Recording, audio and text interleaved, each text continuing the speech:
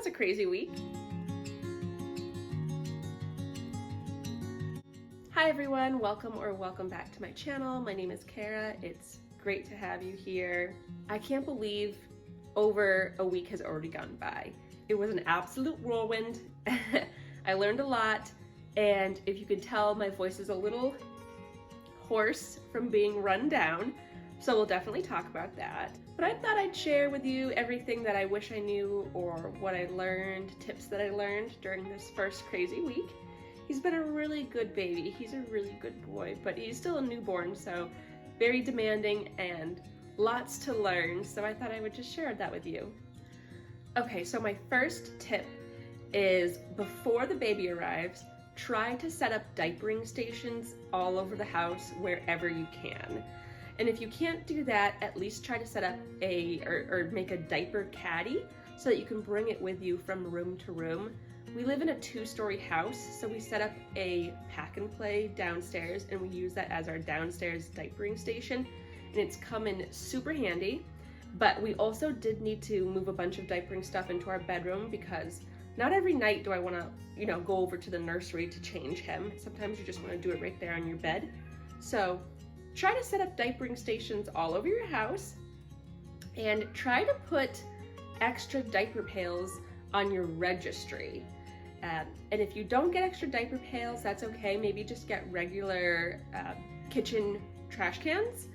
And then to prevent any diaper stinkies, when you change the diaper, you can put it in a doggy bag and then throw it out, because you're gonna be, if you're choosing to go the non-cloth diaper, the disposable diaper route, you're definitely gonna have a lot more trash. So try to get some extra diaper pails or trash cans and doggy bags, set up diapering stations everywhere before you give birth, and you won't be sorry. Okay, next are a few things for the mamas. The hospital will give you lots of pads and witch hazel pads and mesh underwear, but you're going to absolutely power, oh honey, you're gonna absolutely power through those pads and witch hazel pads. So try to stock up on extra pads, witch hazel pads, adult diapers, or just good high-waisted underwear, and all those other goodies, Dermaplast, all of that. Really stock up before the baby arrives, but definitely get a lot of extra pads and witch hazel pads. All right, next, breastfeeding at first is really difficult. You will be sore. So they sell a lot of good soothers that you can stick right on, ice packs that you can stick on, Mama Earth butter. Get all of the stuff to help soothe, because they will definitely hurt a lot at first. Be patient, do your research, and if it doesn't feel right, definitely reach out to a lactation consultant. There's a lot of great programs online where you can reach out. And I know our hospital offers lactation consultant visits and Zoom sessions, and we also, through the state of Massachusetts, had a free lactation consultant / nurse show up a week later to our house just to check in on everything. And I nursed him in front of her to make sure that everything looked good, and he seems to be doing really well. So that gave me a lot of peace of mind. So breastfeeding is very difficult and painful, so stock up on all the supplies. The pain will subside. There's a bit of toughening up you have to do, but if it doesn't feel right, definitely reach out and follow your instincts. Hello, this is Editing Kara, and I'm just popping on to say that my next piece of advice, I realize, is kind of impossible if you already have children, if you have toddlers running around. I'm fully aware that this might not be possible for you to do. All right, next, our nurse in the hospital told us to try to sleep when the baby sleeps, and my husband and I were like, okay, sure, sure, Jan. And we didn't take that seriously, and when we got home, I think we had adrenaline and excitement, and we tried to do a bunch of stuff and return to normal, and we didn't sleep when the baby sleeps, or we didn't try to take naps, or take alternating naps, and it definitely caught up with us.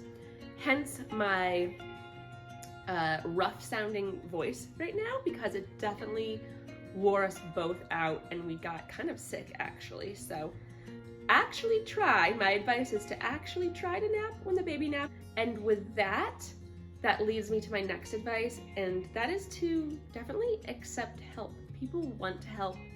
They want to offer help. Feel free to accept it, because a baby is a lot of work. It's definitely more than a 1 or 2 person job. So accept the help. This is the one time in life where you can definitely do that. I'm not that type of person, so it's difficult for me to do, but it really is so helpful, and people feel really good and fulfilled by helping you. That leads me to my next bit of advice, which is don't try to return back to normal right away. Don't worry about cleaning and all of that stuff and trying to be normal or pushing yourself. Literally just focus on just eating, sleeping, general care, and just taking care of the baby, trying to take care of yourself. Don't push yourself, and just focus on yourself and the baby. It's okay not to return back to normal. I tried to do that. It bit me in the butt, and I got sick and I paid for it, so don't try to return back to normal. You really don't need to do anything besides just savor this time right now in your life. Okay, so next is, if it eases your mind and it eases your stress or your worry, go ahead and do that. So for me, a big thing was his temperature and the humidity. So it sounds a little crazy, but for $10, I went on Amazon and I got a room thermometer and humidity monitor, because our house is 2 stories, but it's one zone. So the upstairs temperature where we sleep is completely different than the downstairs temperature, which is what our thermostat reads. So I was really worried about our room getting way too hot or way too cold at night. And I also wanted the humidity to be just right for the little one. So getting that and paying that extra $10 has really eased my mind, and we've been able to keep it a nice temperature and humidity level. So yeah, if it gives you peace of mind, just go ahead and get it. Go ahead and do it. It'll save yourself a lot of stress. All right, if you're exclusively breastfeeding, get ready to be starving and thirsty all the time. And that's perfectly fine. It burns a ton of calories and it takes a lot of work for your body. So keep snacks at your bedside table, fill up a big old jug of water before you go to bed, and make sure that you're drinking electrolytes too, because I was drinking just straight up water, and I was drinking so much water that I think my electrolytes got really low, and I started to feel faint. I actually told my husband, I think I'm about to pass out. So he made me a liquid IV, and I just drank a bunch of liquid IV, and now I alternate water with liquid IV or coconut water. Get some extra electrolytes in your system, because I, for real, was feeling so faint. My palms were sweating. I thought I was going to pass out. So it was really scary, but you will be hungry. Go ahead and eat all you want. And yeah, just drink a bunch of water and drink a bunch of electrolytes as well, and be prepared. Speaking of being prepared, you most likely will also experience night sweats. And I knew about night sweats, but I didn't know the degree that they would be in. They're something else. You really do just soak your clothes, soak the bed. So you might have to put a towel down underneath you. So be prepared for night sweats. They are intense. They do go away. And that's just part of the deal. I mean, women, we have to go through a lot, don't we?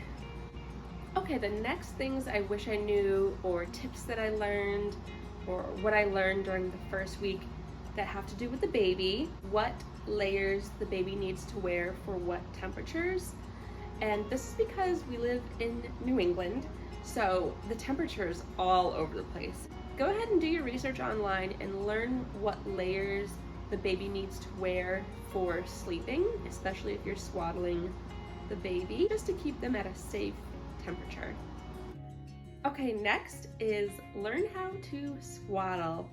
And you can go on YouTube and watch a bunch of different YouTube videos, but if you are having a hospital birth, definitely kindly ask the nurses to explain what they're doing while they're swaddling your baby as well.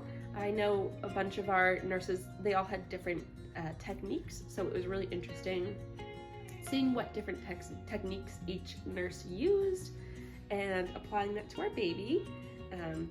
You know, when it's the middle of the night or it's like a 2 a.m. feed and you're flustered and you have 2 brain cells and you don't know what you're doing, it's good to know how to remember how to swaddle.